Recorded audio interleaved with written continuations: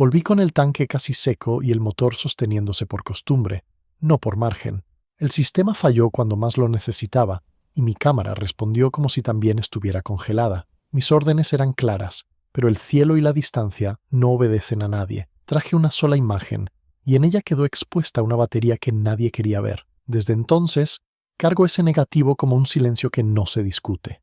En los primeros días de septiembre de 1942, la guerra en el Ártico giraba alrededor de una rutina fría y peligrosa.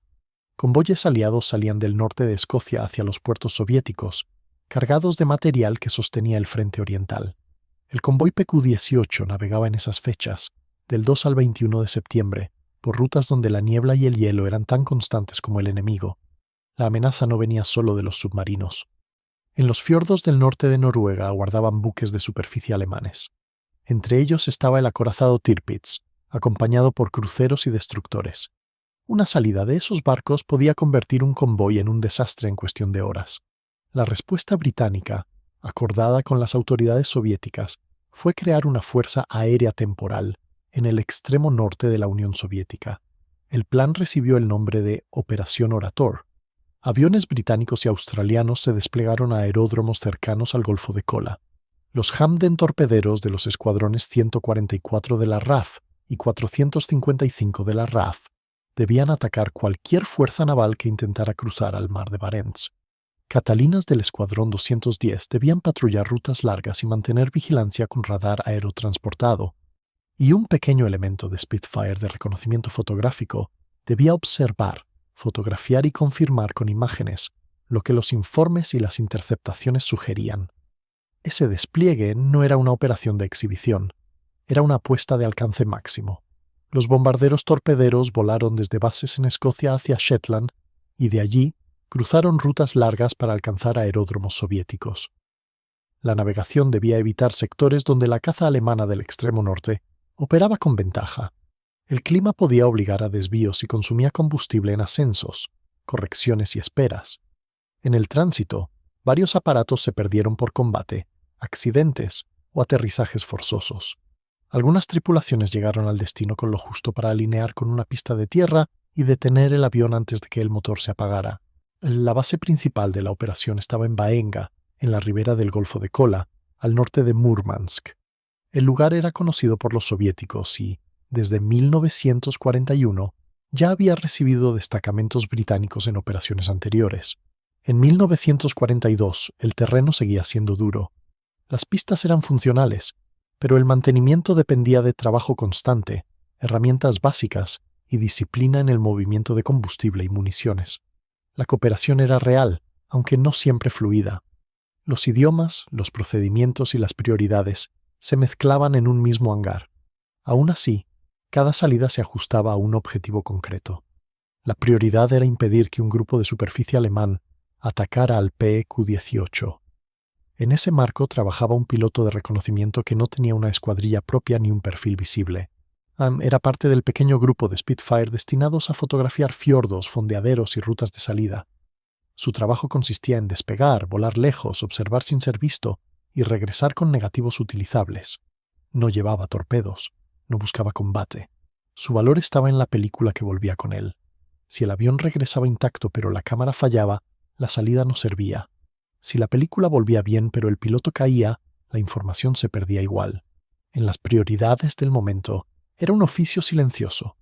En la primera quincena de septiembre, los informes sobre movimientos alemanes se sucedían con rapidez. Un mensaje podía indicar que un buque había cambiado de fiordo.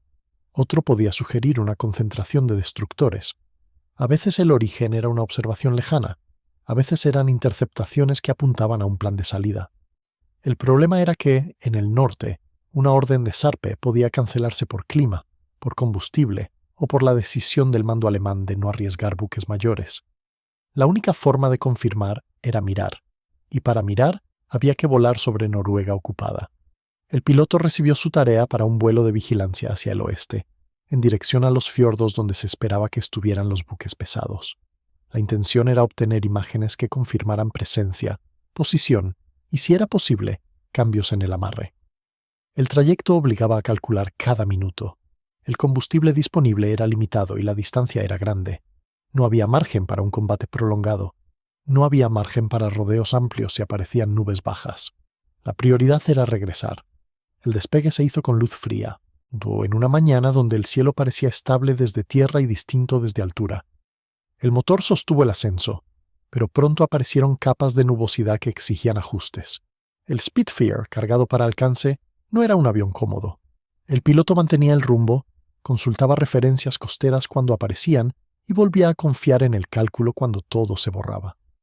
En el extremo norte, la luz podía engañar. El mar, bajo nubarrones, era una superficie sin contrastes. La costa, cubierta de tonos similares, podía confundirse con bancos de niebla. La navegación dependía de paciencia y de una disciplina que no se enseñaba en una sola campaña. Al acercarse a la zona prevista, el piloto buscó un claro. La misión de ese día no era atacar, era fotografiar. El procedimiento era aproximarse a la distancia correcta, a estabilizar y activar la cámara sobre los puntos clave. En teoría, la cámara estaba preparada para una serie completa de exposiciones. En la práctica, el frío afectaba mecanismos y el hielo podía introducir fallas pequeñas. El piloto lo sabía. Había visto cómo un instrumento se volvía lento por condensación. Había visto cómo el aceite se espesaba en altura. Esa mañana, al iniciar la primera pasada, el sistema fotográfico no respondió como debía. No era una falla evidente. Era un retraso, un comportamiento irregular, un sonido distinto en el mecanismo. En condiciones normales, eso hubiera obligado a regresar de inmediato. Pero en esa operación, cada vuelo costaba demasiado como para cancelar sin un intento. El piloto sostuvo el curso y repitió el procedimiento. El consumo de combustible aumentaba con cada minuto extra. La mezcla del motor debía adaptarse a la altura y a la temperatura. Cada corrección de rumbo sumaba distancia.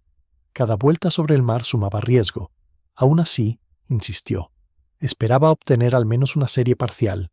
En la tercera tentativa, el mecanismo respondió una sola vez. La cámara accionó y el piloto sintió que el disparo se había registrado. Luego el sistema volvió a quedarse rígido. Para entonces, el avión ya estaba en el punto donde debía decidir. Podía regresar con un solo fotograma, sin garantías de que fuera útil. O podía intentar una pasada adicional, arriesgando quedar corto de combustible. La decisión no era heroica, era de trabajo. El piloto evaluó el viento. Notó que el regreso enfrentaría una resistencia mayor de lo previsto. Miró el indicador de combustible con una atención que se volvía costumbre. Ya era evidente que el margen se había reducido. Fue entonces cuando, al desplazar el avión hacia la costa, vio algo que no encajaba con el paisaje. No era un buque, no era un muelle, era una geometría. Una línea de sombras y terraplenes sobre una ladera, cerca de una entrada de fiordo. A cierta distancia podía ser una obra menor, pero el patrón sugería algo organizado. Podían ser emplazamientos, podían ser posiciones de artillería, podía ser una batería camuflada que protegía un paso marítimo o un fondeadero. En ese sector, los alemanes habían construido defensas costeras y antiaéreas para asegurar sus puertos y sus rutas internas. La apariencia era deliberadamente confusa.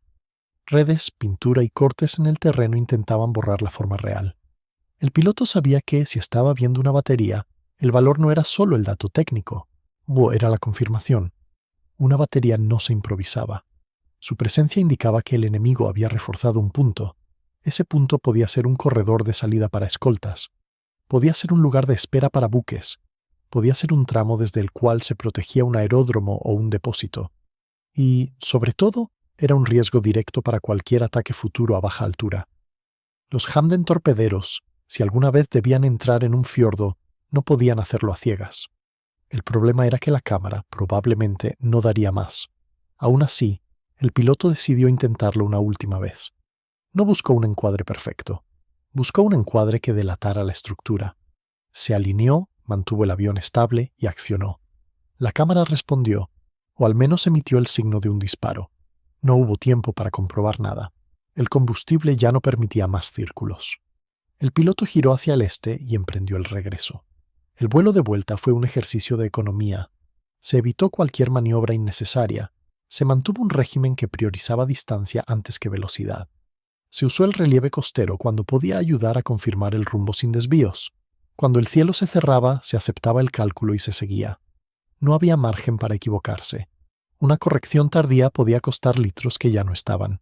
La idea de un aterrizaje alterno existía, pero no era un plan deseable.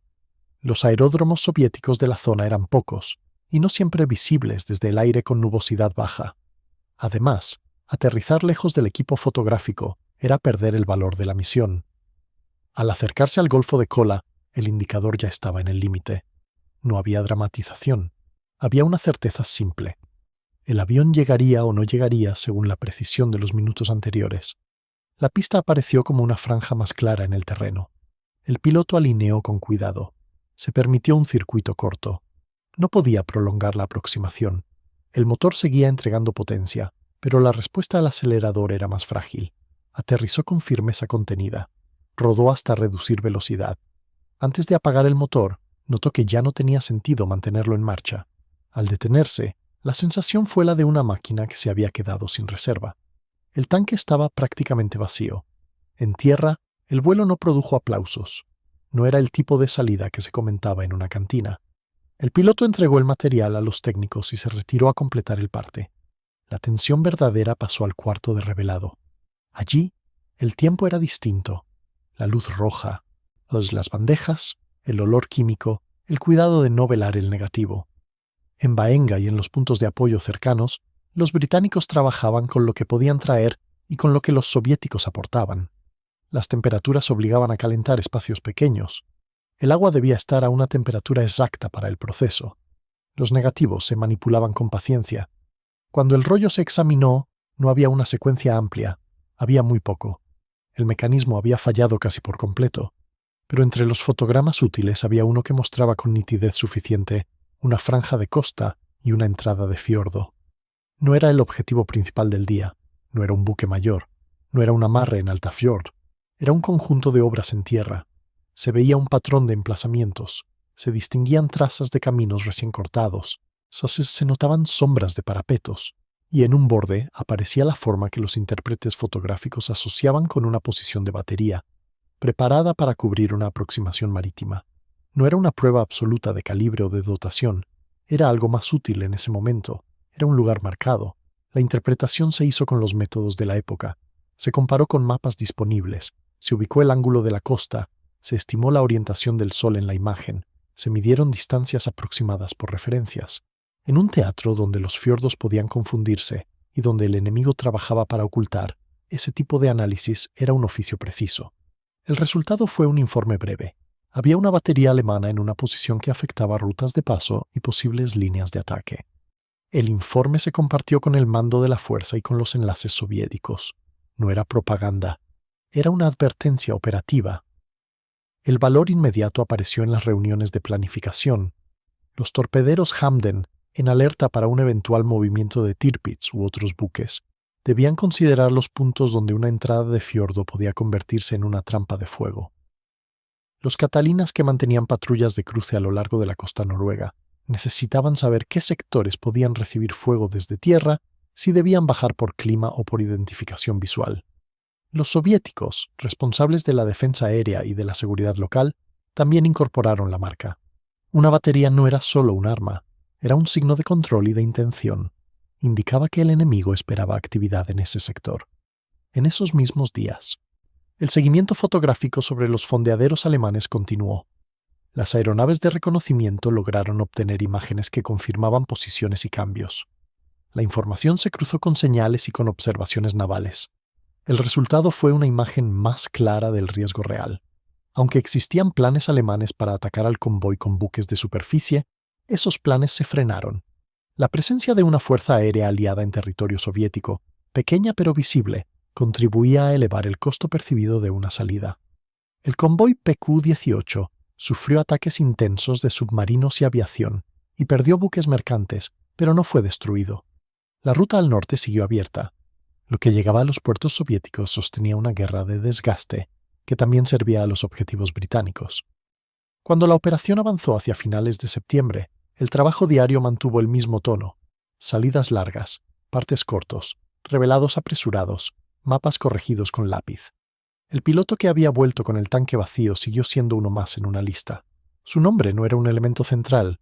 Lo central era que la única foto útil de su vuelo había delatado una batería. Esa fotografía, archivada en una carpeta operativa, modificó decisiones pequeñas, ajustó rutas de aproximación, Evitaron un sector en días de baja nube. Corrigieron la altura de entrada para reducir exposición a fuego desde tierra. Señalaron un punto en el que no debía improvisarse. En octubre, la misión británica en el área comenzó a cerrarse. Los aviones que habían llegado con tripulaciones de la RAF y de la RAF fueron en parte transferidos a los soviéticos. El objetivo era dejar capacidad en el teatro y, al mismo tiempo, devolver al personal a sus bases originales. La cooperación continuó en otros niveles, pero esa fase puntual terminaba. En el recuento institucional, la Operación Orator fue descrita como una defensa del convoy. Su éxito no se medía por hundimientos visibles. Se medía por lo que el enemigo no hizo. Se medía por la ausencia de una salida de buques mayores contra el PQ-18. El piloto sin gloria no quedó asociado a una gran fecha. No protagonizó un combate famoso. No dirigió una formación. Apenas logró regresar con combustible mínimo y con una cámara que casi no funcionó. Sin embargo, la lógica del trabajo en ese frente hacía que incluso un solo fotograma pudiera tener peso. La batería alemana que apareció en esa imagen no era una sorpresa para quienes conocían la estrategia de fortificación costera. Era una confirmación en el lugar y en el momento adecuados. Y, en una guerra donde la información valía tanto como el metal, esa confirmación era suficiente para cambiar conductas y reducir riesgos. Cuando el invierno se acercó al norte, el papel de ese tipo de vuelo se volvió aún más duro. La nubosidad, la oscuridad y el hielo reducían el margen de error. Las operaciones navales se ajustaban. Los convoyes seguían, con otras escoltas y otros medios. En los archivos, la foto quedó como un registro silencioso. No contaba una historia épica. Mostraba un tramo de costa, un fiordo y una obra de tierra. En el lenguaje de la guerra, esa era la evidencia que importaba.